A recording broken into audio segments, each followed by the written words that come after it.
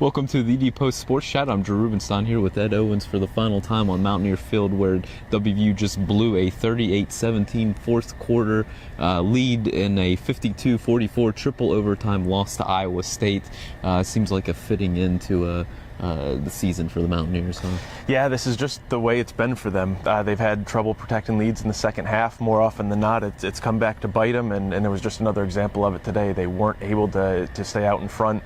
Some turnovers late in the game. The defense couldn't get off the field. I mean, it's the same stuff we've been saying, it seems like, all season long, and it just ended the way it started again today. I guess at least coming into today, you knew the bowl game was out of the picture for West Virginia, and kind of moving forward, probably the fans wanted to see something for next season, something to give them some hope that this program and team is headed in the right direction. Did you see any of that today? I think you did see some of that today. I think they showed it in bits and pieces. They showed it in flashes. They had a few young guys contribute. You saw the offense maybe hit a little bit of a rhythm that they hadn't been finding before. Clint Trickett had a career best or a season best day passing. Mario Alford had a really good day receiving. Charles Sims, I mean, you'd like it if he was coming back again next year, but he had another strong effort too. So offensively, they had a lot of things going for him.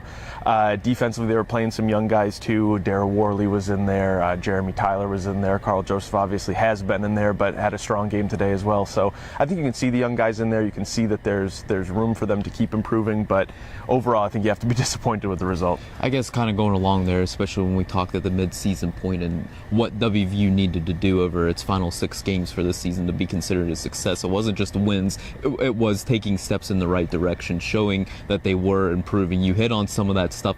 Is the inconsistency just prove that they didn't really do what they needed to, or what are your thoughts there? Yeah, absolutely. They needed to be consistent. That was the key thing. They couldn't just do it in the bits and pieces. They couldn't just show moments of playing well. They needed to be able to string together some good series, some good quarters, some good games, some good victories, I guess. But they really weren't able to do it. And you saw it in the second half today, and unfortunately they're heading into the offseason on a pretty down note. Dana Holgorsen called it a disappointing end to a disappointing season. He said 2014 starts tomorrow, so I mean they don't really have a lot of time to sit back and cry about it. They have to get back to work. He said they're going to start recruiting and focusing on next year, but they're going into it with a real sour taste in their mouths. I was going to ask you one or two other things about next season, but before that, one of the worst attendances in Mountaineer Field history. It was right above 30,000, and the student section was the one glaring spot where there are a lot of empty seats. Do you take that as a state of the program, the fans, their level of satisfaction or dissatisfaction, I guess, with this program, or is it just the culmination of it being Thanksgiving weekend and playing a crummy opponent and not having a good record? I think it's a combination of everything. The dorms were closed, as it was pointed out. The dorms were closed and students weren't able to be here, so that at least can be part of the reason for the student section. But I think fans are voting with their feet. I think a lot of people are frustrated. I think a lot of people are dissatisfied with the product right now, and I think it says a lot about what people are thinking about the direction of the program. I think inside the program they're optimistic. Outwardly, I think there's a lot of people wondering if this thing is headed in the right direction.